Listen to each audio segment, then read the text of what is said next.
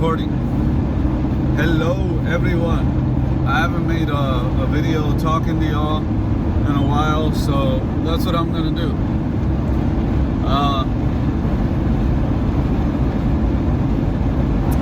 I'm gonna give you a little bit of advice on life here.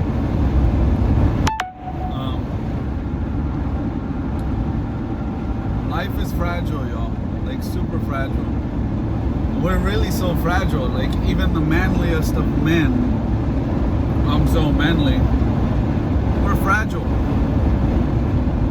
Something as simple as a virus can take out the tallest, strongest, manliest man. And it's something that we consciously have to be aware of at all times. People of all ages are dying from this COVID pandemic. Mainly older people, I'll give it to you that, and mainly people with pre-existing circumstances, like diabetic, severely asthmatic, the other issues that they had, other underlying issues that they had, especially if they're respiratory issues. Weak heart, already has some kind of cognitive heart disease or something going on in that retrospect, and then they get COVID and they die.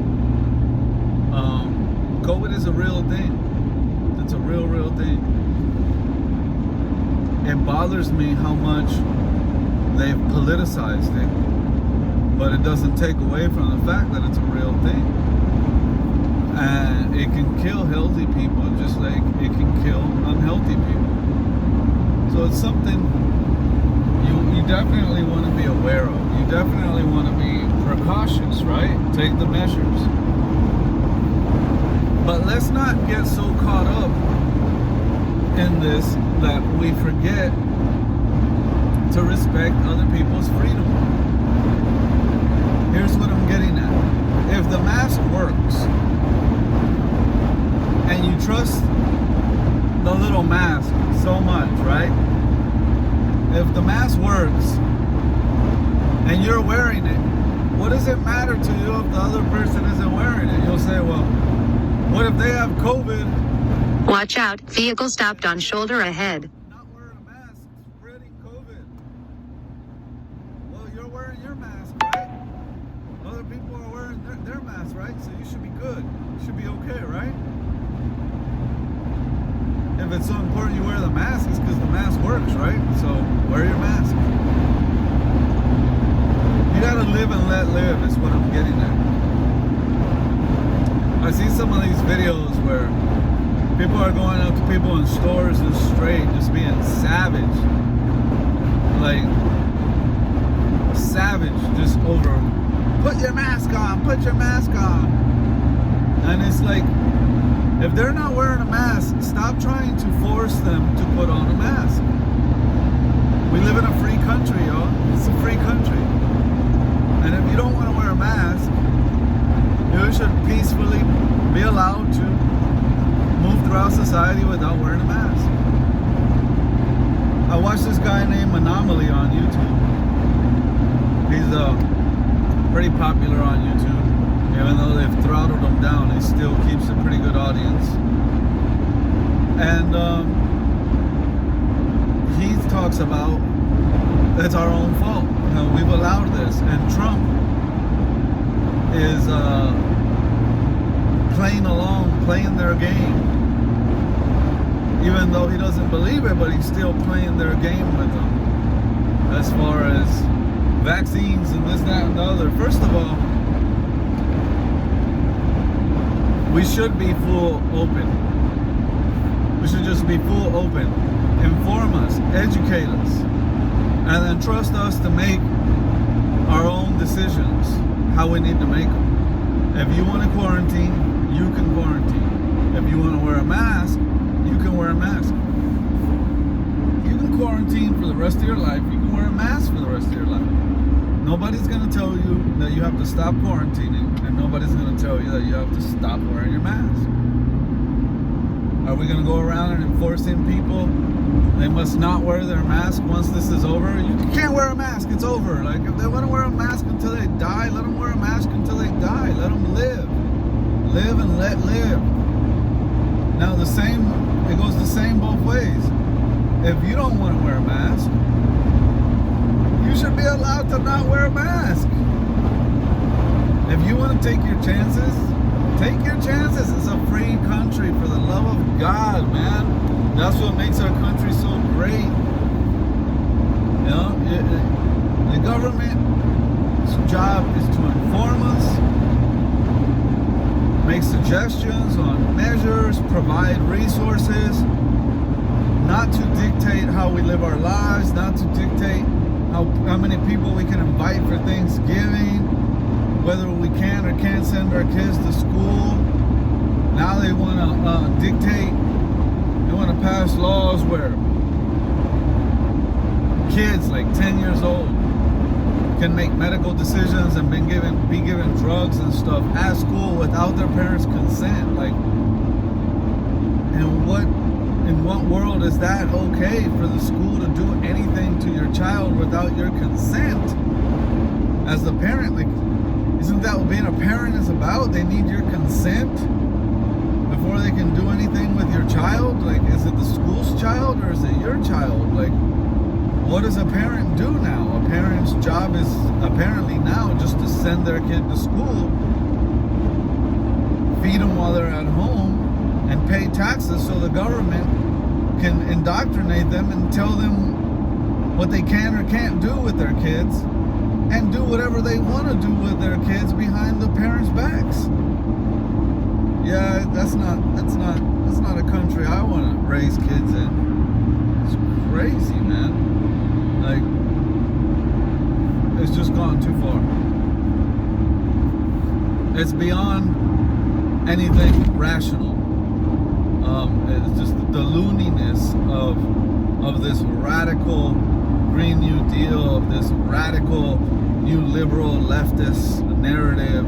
Their agenda is so radical that it's gonna be the death of them.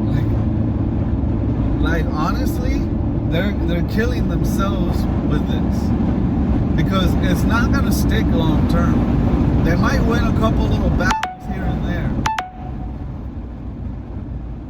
but when people start seeing the real consequences, excuse me, y'all, when people start seeing the real consequences of this, that's when people are going to start to wake up, and all the little sheep with their little muzzles are going to wake up and rip them off and say, well, 10 years from now we're going to look back at this, and I bet you won't find one human being, one logical, free-thinking human being 10 years from now that will use this video as a test.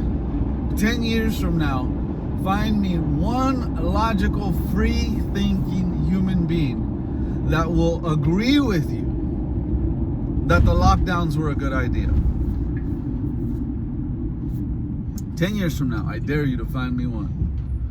Time will tell, y'all. Time will tell. You'll either be able to use this video to shove it in my face and say I was wrong, which I highly doubt, or this video will be here as a reminder to all of y'all that I had this figured out, like many others like me did, and there's no way, under no circumstance, have lockdowns been a good thing. I mean, we had the horse flu, we had the swine flu, we had every kind of flu. I mean, the last epidemic we had with that horse flu, whatever that was, that came from Hong Kong, I believe. It was during Woodstock, man.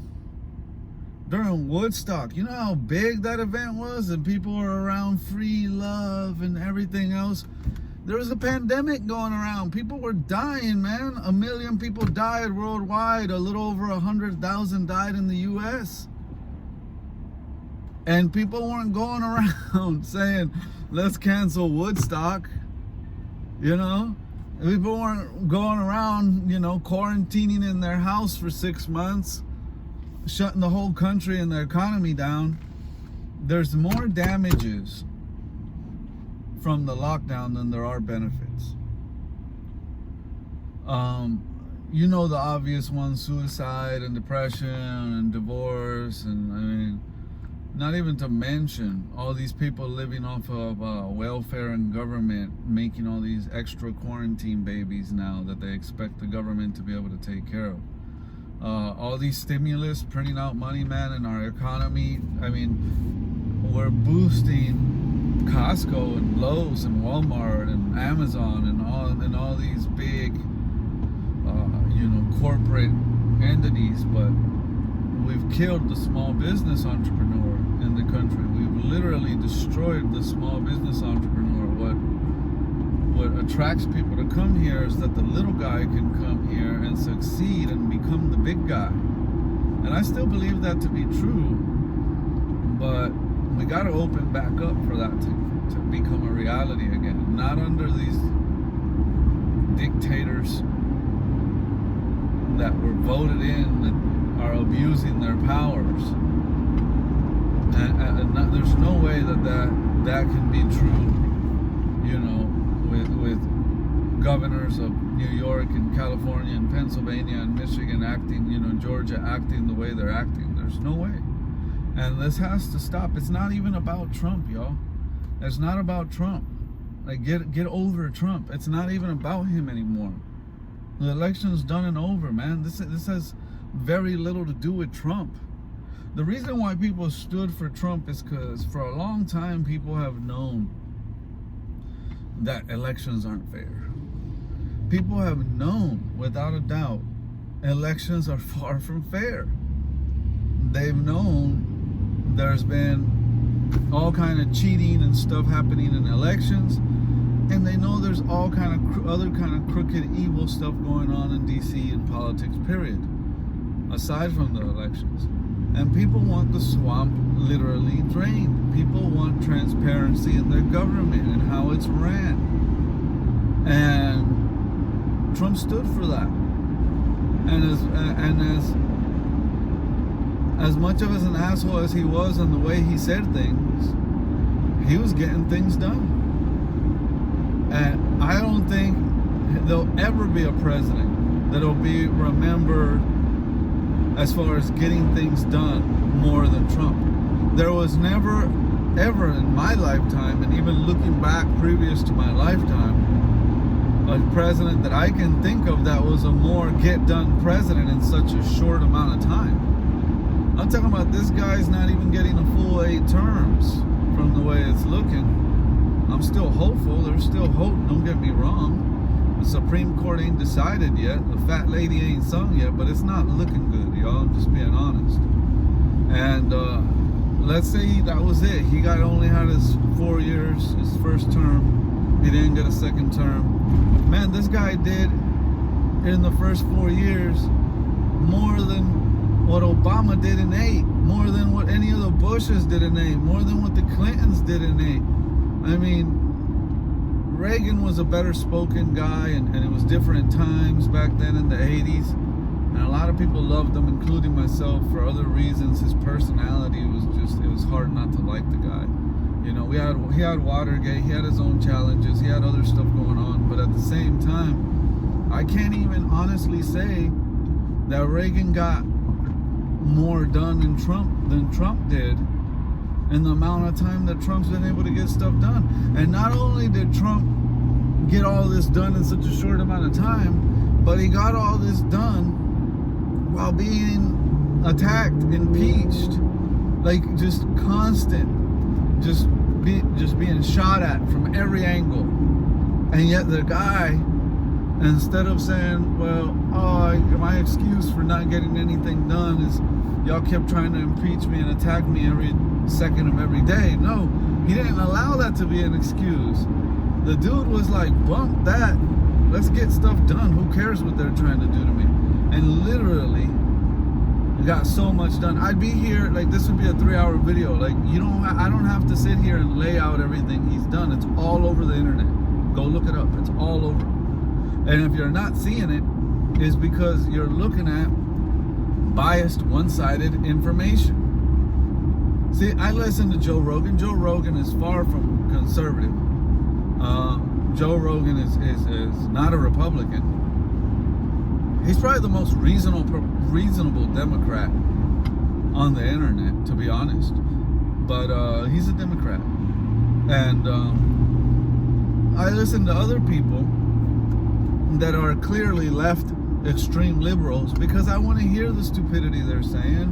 I want to hear the little arguments they're saying. I want to hear the information for myself. I don't want to hear everything from Charlie Cook or Ben Shapiro and whatever these guys say is automatically true. No, I want to go and confirm for myself what these people are actually saying and doing. So I'm listening to both sides directly from the source.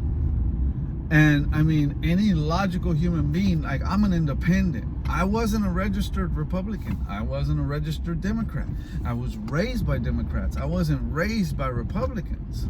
My father was a conservative Democrat in the Reagan era. And back during the Reagan era, you could actually call yourself that. You could actually call yourself a conservative Democrat, right? To be a Democrat back then didn't mean you had to vote for baby killers. It didn't mean you had to vote for people that pushed for gay rights marriage and having transgender people read your kids school stories at school. Like, it's back then it was different times, y'all. It was different times. So back then he was a conservative Democrat, Christian conservative Democrat. It's unheard of now. Nowadays, you can't call yourself a Christian and a Democrat because you'd be a hypocrite.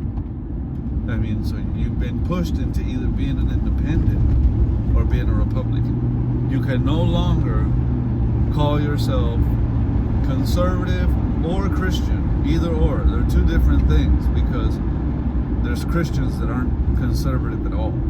People think all Christians are conservative. Wrong. There's conservatives that aren't Christian at all. They're very conservative, but they're not Christian.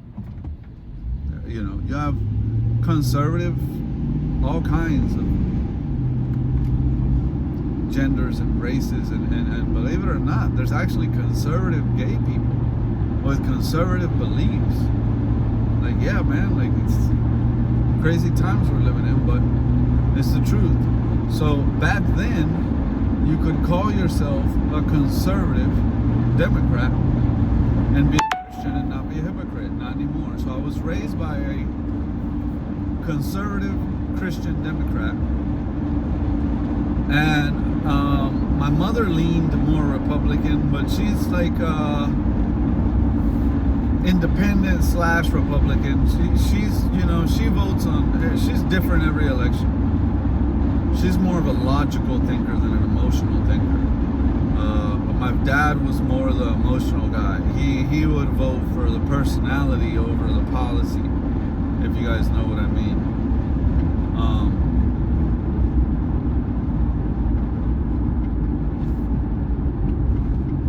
Anyways, I am being distracted by this bus. I didn't know if he was going to get in front of me or not. So nowadays, I've been forced into being an independent. I think a new party is going to rise. Something similar to independence, but with a twist to it. I hear a lot of people talking about it, and I could legitimately see that happening.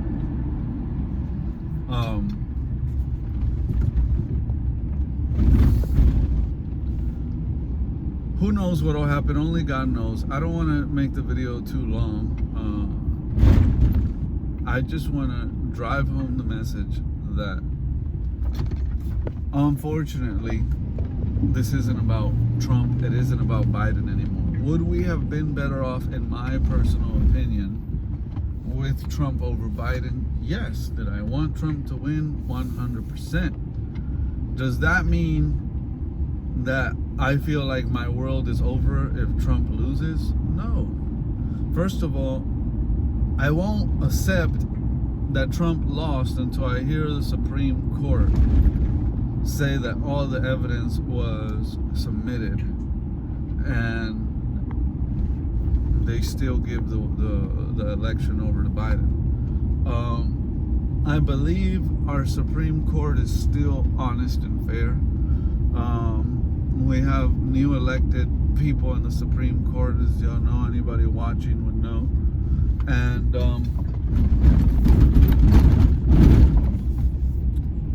long story short, I trust the judicial process of the highest court in the land, and I know that we'll be okay.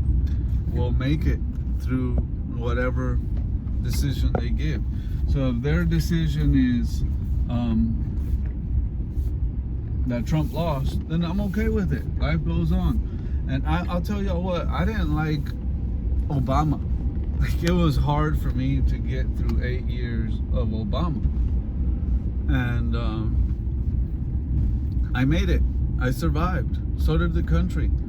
And we'll survive through whatever we got to survive through with Biden. I know we will.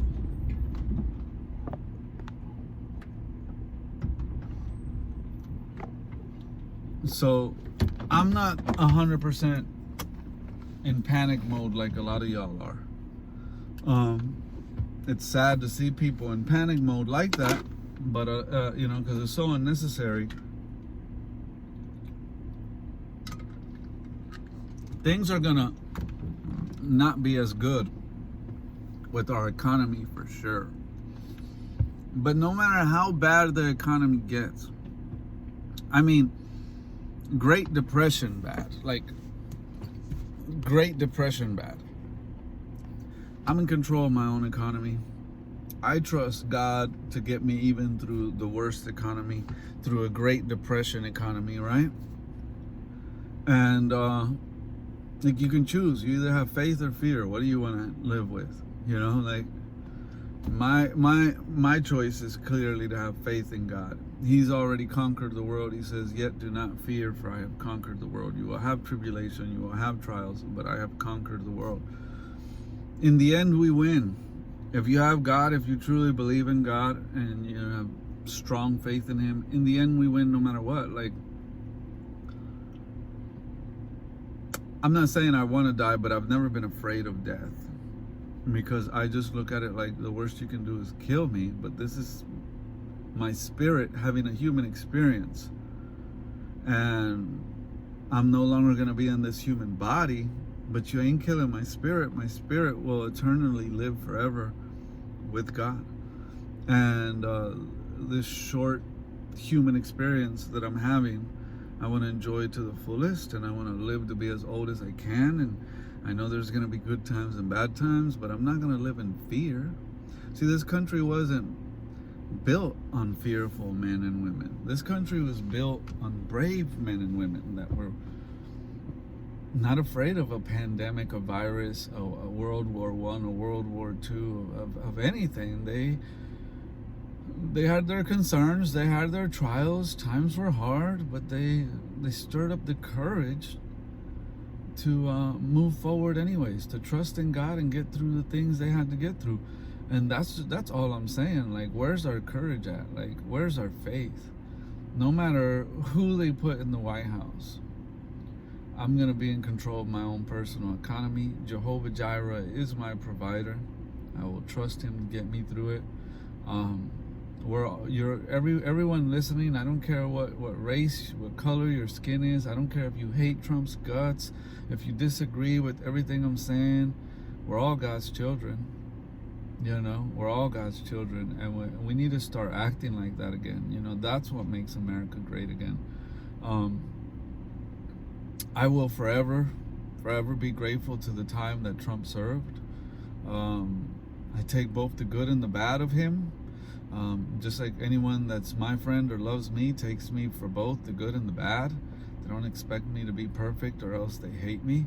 You know, who does that? Like, that's not rational at all. So there's a lot of things I don't like about Trump, but I take the good and the bad, and I'm grateful for the 4 years that he served us.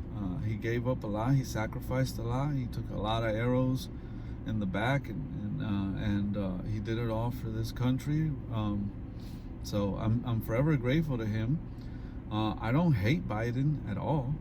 I just don't think he's the right guy for the job. He's not strong enough to stand up to the people that he needs to stand up to that are propping him up for this. He's too friendly with people that don't have our best interest in mind, like China. I don't think all Chinese people are bad. There's a lot of really amazing, awesome Chinese people, and I love their culture. But it's the dictatorship, it's the hierarchy, bad leadership in China that is out to outpower the United States, and they want to have rule and be the number one most powerful in the world. This is part what they believe as that their culture is supposed to, their people are supposed to dominate the world. There's plenty of information out there. It's not my opinion. Look it up. If you're a well-read person, you know what I'm talking about. America has become the most powerful nation in the world in the past, but for good reasons. Not because they thought they were better than everyone else, but it's a different situation. We didn't want to conquer and rule the world. We wanted to be strong so that the world couldn't conquer and rule us. We valued freedom. And nobody's trying to rule China. We're not trying to conquer or rule China. They're not trying to become stronger than us so that we don't conquer them. They're trying to become stronger than us so they can conquer us. They already have spies and everything infiltrating us, controlling our elections, controlling our politics, controlling our schools, our colleges. We've already been at war with them for years. It's just people don't see it because it's not like Pearl Harbor War. It's not like a real war where they're flying over here and dropping bombs on us yet. But we've already been at war with China this whole time. Cyber war, economic war. It's these people at the top, not all Chinese people, but the ones at the top controlling these people, the ones with bad intentions. We need to protect ourselves from them. And Biden isn't strong enough to protect us from them. He's friendly with them. So that's definitely a concern. Is it something I'm going to live in fear of? No, but it's a concern. It's something I'm going to be aware of and pay attention to. I always have a plan B, right? Because I think, God wants us to be strong and courageous, but not to be foolish, and to be diligent and be aware of what's happening in the world around us. Have a plan B, be ready for an emergency. My son knows in case of an emergency, something happens, I'm not home. He knows where we're supposed to meet. He knows what to grab before he leaves the house, things like that. If you, like when you were in school, you would practice for a fire drill. It's the same thing, man. Have you practiced for the next real life fire drill? I'm talking outside of school, real world fire drill. We kind of had one here with the pandemic back in March. And a lot of people were caught off guard, man. They were running around trying to buy toilet paper, water, couldn't get none. I already had freaking 2 months of toilet paper at my house. I already had a lifetime supply of water at my house. You get what I'm saying? Like, if you stay ready, you don't have to worry about getting ready, is what I'm saying, yo. So focus on staying ready personally. Save yourself. Focus on a plan for you and your family. And then once you got that in order, then go out and try to help others in your community and in your neighborhood and whatnot, other family and friends. But definitely have a plan and save yourself first. I tell my son, I don't mind being a hero and helping others, but I'm not going to help others and not help my son and myself first. I'm going to make sure we're taken care of first before I go try to be a hero to anyone else. Back to what I was saying in the beginning of the video. Life is fragile. We never know when the next fire alarm is going to go off in our lives, so to say. It could be losing a loved one, losing your parent. I'm here today. I could be dead and gone in a week, in 3 months. On my drive home, I could have an accident and die. Right now, I'm at a graveyard of my friend, my best friend, Chris Canela. And let's see if you can see it from inside of the truck. And I come here sometimes to just have a moment to myself. So I'm finishing the video, and then I'm gonna go sit with him and have a word with him. It was cold the past couple days and I hadn't come, but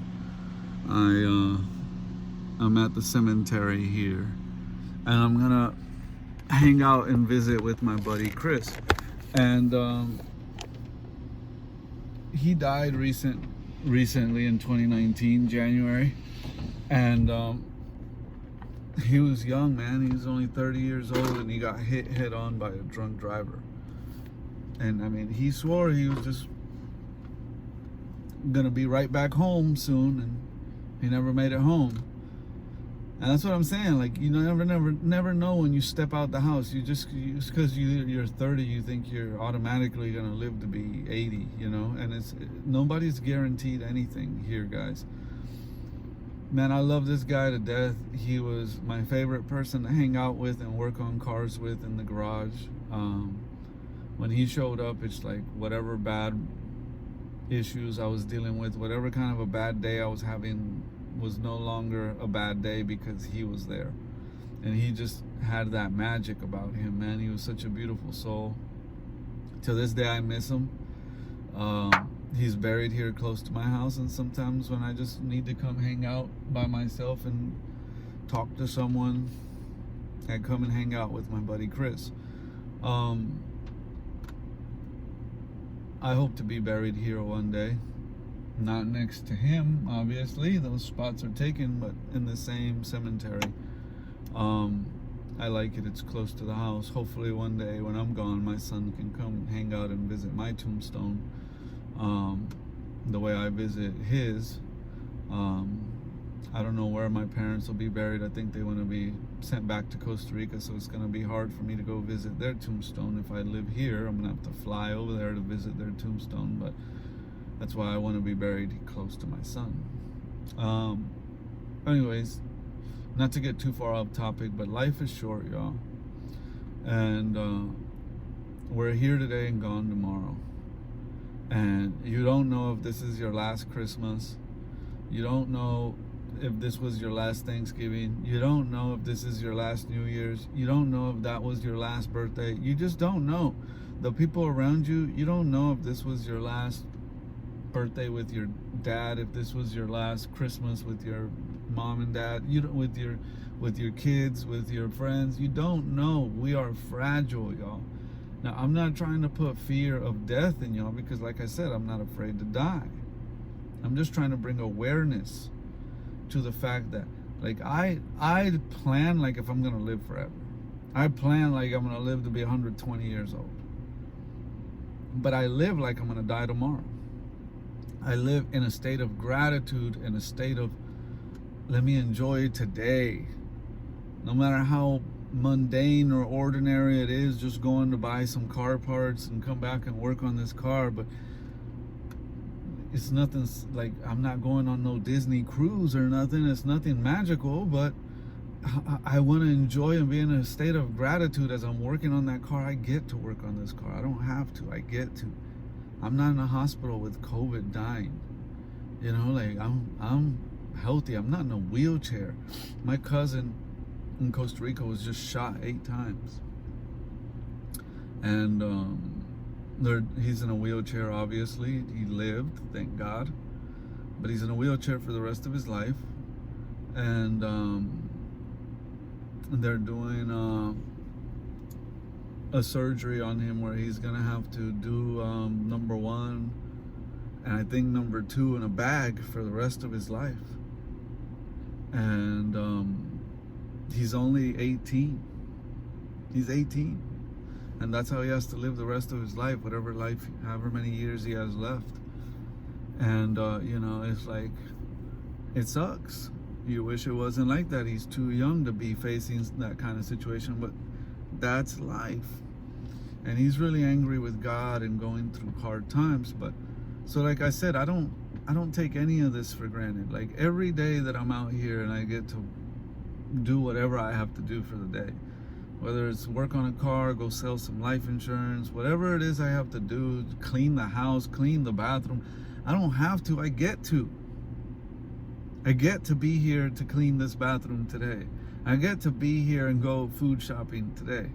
I get to be here and go work on this person's car today. I get to be here and help this person buy a life insurance policy today.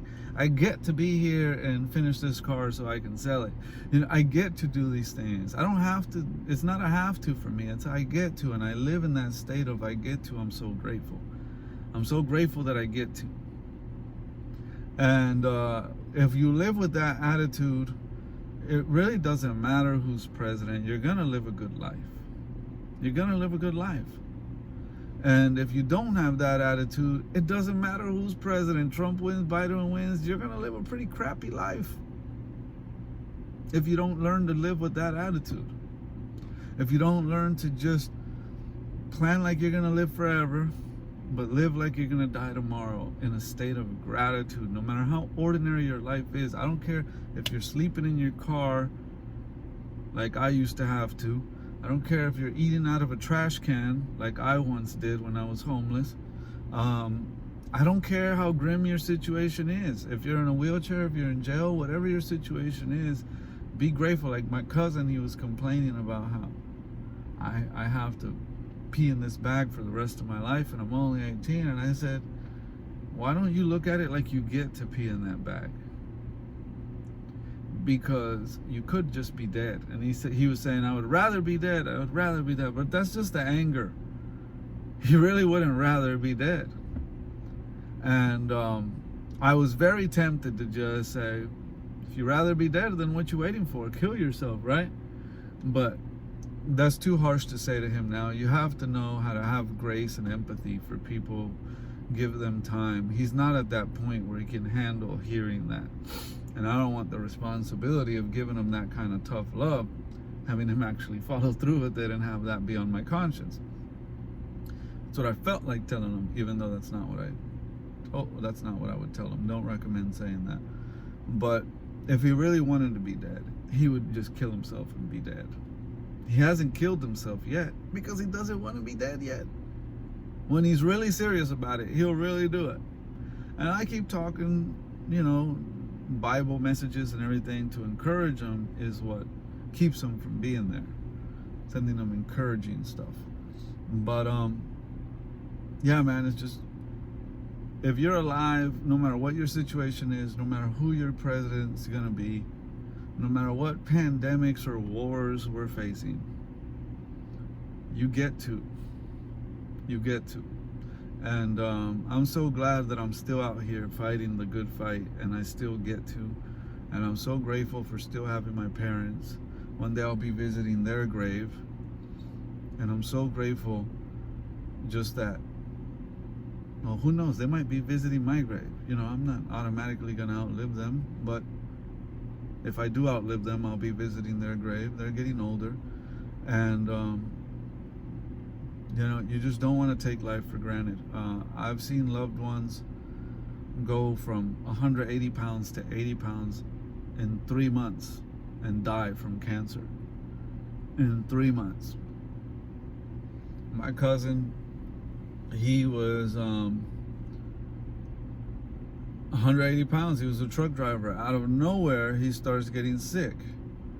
Just had a cough. It wouldn't go away. He started feeling weak, fever. And I mean, this dude rarely ever got sick. He wasn't a sickly person, And he was a smoker, and he got lung cancer, and he died. And everybody I've seen with lung cancer, man, it kills them fast. Lung cancer, brain cancer, any kind of cancer in the blood, you're gone fast. And to see them go that fast is hard. To literally, I almost wish I wouldn't have seen him, and I would have been able to remember him the way he was at 180 pounds, looking healthy and happy.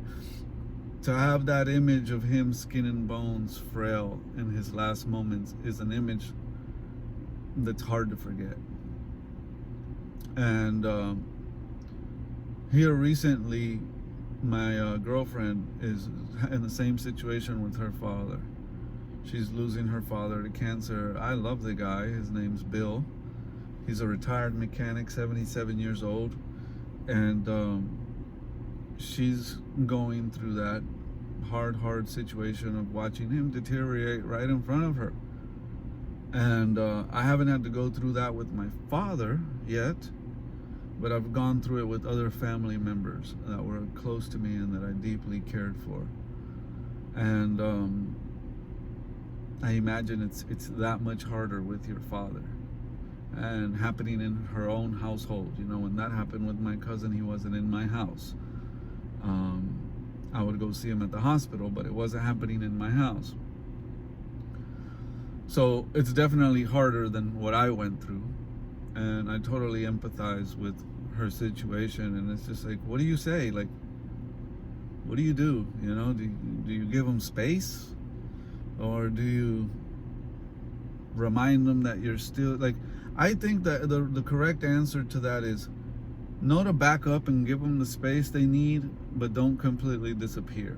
Like, remind them from time to time that even though I'm giving you your space and I understand what you're going through, I'm very much here for you. I don't want to smother you. I want to respect the fact that you need your space, but I am here for you 110% if you need me. And give them words of encouragement. And that's really all you can do. It's hard, man. Like, there isn't some magic fairy dust you sprinkle on them and it makes it not hard all of a sudden. You know, this is very, very hard. Death of a loved one like that is, there isn't any words to make it better. When Chris, my friend here that I'm about to visit with, was dying, I remember being here to actually carry the casket, lower it down in the ground. I mean, that's when it becomes really real, when you see that casket be lowered down into the ground and they throw that dirt on it. And that's when it's like, up until that point I had held it in, and then I just started crying. I couldn't hold it in anymore. And that was just my best friend, not my father.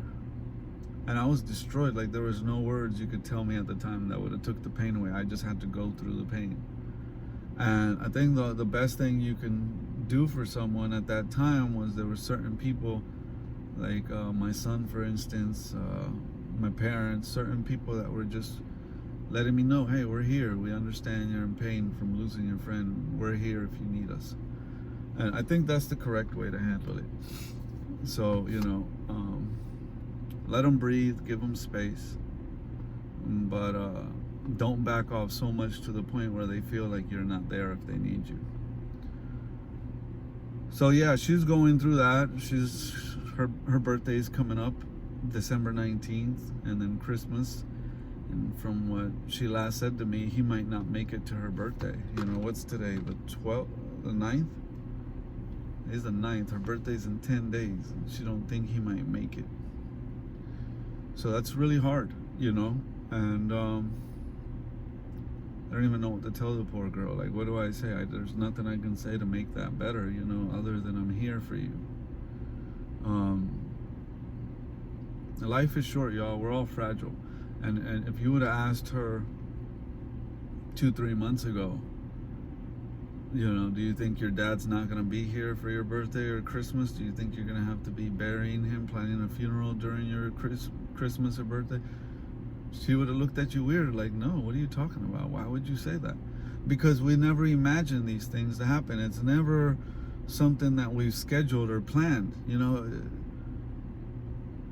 We just have to be ready for it. You don't know. You don't know when.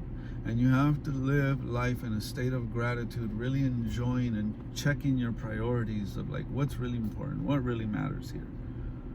You know,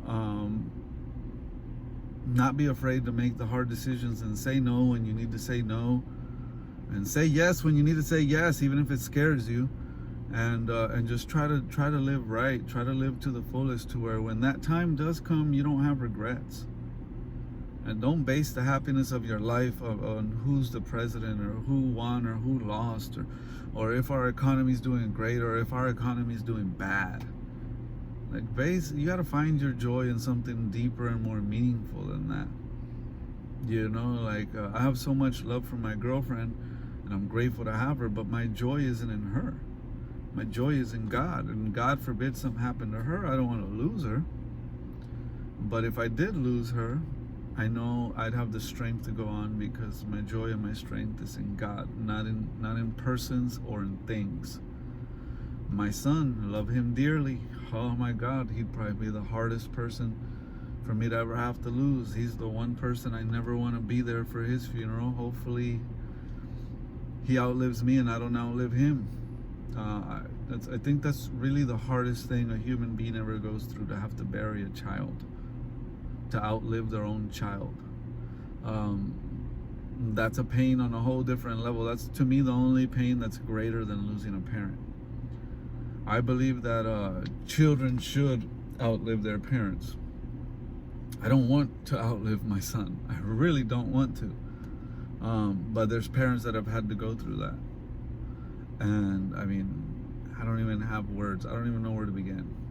But as hard as it would be, I don't think there's anything harder than that. That's about as hard as it gets. I would be destroyed to the point where only God could put me back together. But I have faith that God could put me back together, and I would lean on Him and only Him to do that. So, you know, I tell God all the time, you know, He's my son, you gave him to me, but I give him back to you, and I entrust him in your hands, and your will be done in his life just like it is in heaven.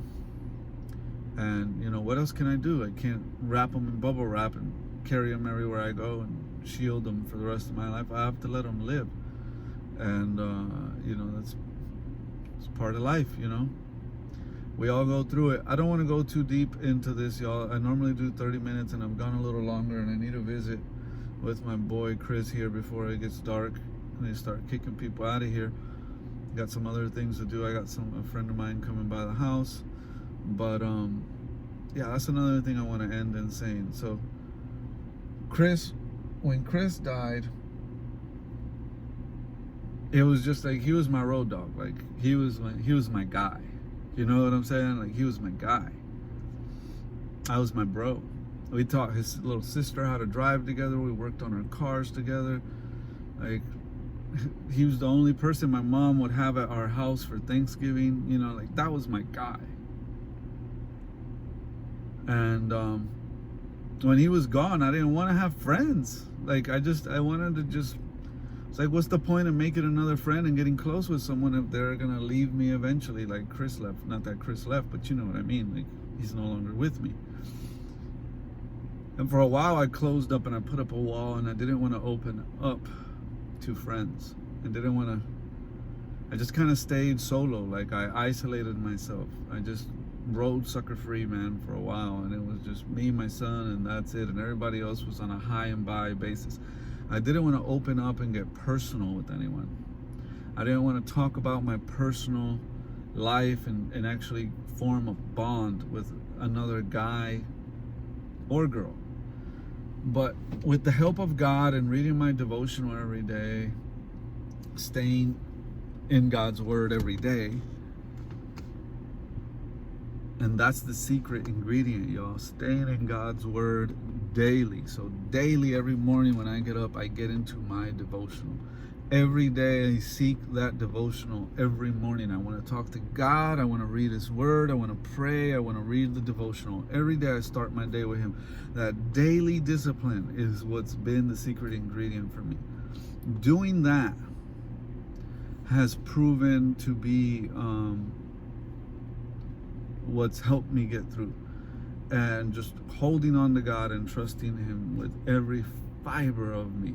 And then after a while of being alone and going through the pain and all that, God blessed me with a new friend named Jared. And I don't need a lot of friends. For me, it's like quality over quantity. And I have very few friends. I have a really close friend named Elliot, another close friend named Red. We bicker back and forth sometimes, but I love him to death, and he knows that. I have Jared. I have Chris. I have a few close friends, and these are new friends. I don't have as much history with them. Maybe I have a lot of history with Red. Me and Red go back. Brian, call him Big Red. I have a lot of history with him. We go back, but like Jared, Elliot, Chris, a lot of these other friends are newer friends. Jared, I'm really close with. He's probably the one I talk to the most, the one I've opened up to the most. I see a lot of Chris in him, is why. And it's like he has such a beautiful soul, like Chris did. Nobody can replace Chris. Chris was Chris. But Chris and Jared would have gotten along really well. They're very much alike. And it's like God gave me pieces of Chris, what I had in Chris, the trust and the relationship and everything with Jared. And you can't put a price on that, man. Like, there's no amount of money in the world that you would trade for that, because it hurt a lot to have someone like that and lose them, and then you're scared to open up and have someone again. And God forbid, I pray for Jared every day. I pray for him, like, not like he's my friend, like he's my son, and I want God's protection over him every day. He was recently sick with COVID, and I was deeply concerned. I drove to his house. I brought him. I gave him everything out of my cabinets, so he wouldn't have to go to the store and get anything, and he would have everything he needs to help him overcome COVID. And he did, and he's better now. And I haven't seen him that much lately because of COVID, and he's coming over today for the first time really since COVID to hang out. So I'm looking forward to that. But yeah, I was really concerned. Like there's when I found out he was sick, it's like there's nothing I wouldn't have done for him. He would have said jump, I would have said how high without hesitation.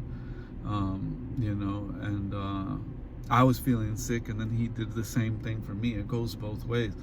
And that's what I had with Chris, man. Like, Chris was just like, take his shirt off for you. Like, money means nothing to him. The relationship is everything to him. You know, if he'd give you his last $20 if he had to.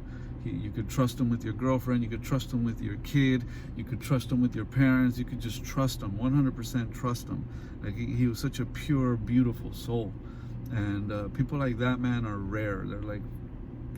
They're rare in the world we're living in.